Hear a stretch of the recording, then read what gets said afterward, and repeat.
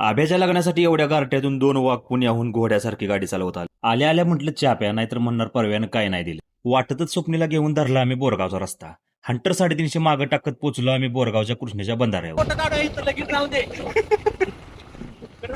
आता एवढ्या दिवसातून गाठ पडल्यामुळे दोघं पुण्यातला आणि आम्ही गावाकडचा आबाळ काढायला चालू केलं. काक्या म्हणला तुझा व्हिडिओ फोटो बाद झाला, आता लग्नाला जाऊया, नाहीतर उशीर झाला तर ती बोंबली. कार्यालयात गेलो तर भावाची नुसतीच हळद झालेली. आम्हाला बघून भावाचा आनंद गगनात मावना. काक्या म्हणला काय हसायचं आहे ते आजच हसून घे, उद्यापासून तुम्ही गुलामगिरीत आहात.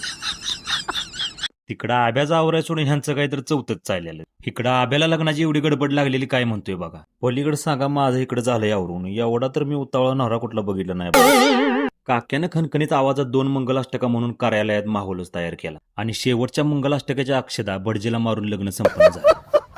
जेवणावर ताव मारून फोटो बिटो काढून आब्याला टाटा बायबा करून आम्ही धरला रेटरे हरणाक्षर रस्ता. काक्या बोलला जाता जाता स्वप्नाच्या पोराला बघून जाऊया. आता तिथं गेलो आम्हाला समजलं ह्याला पोराला बघायचं नव्हतं, गाडीवर खेळायचं.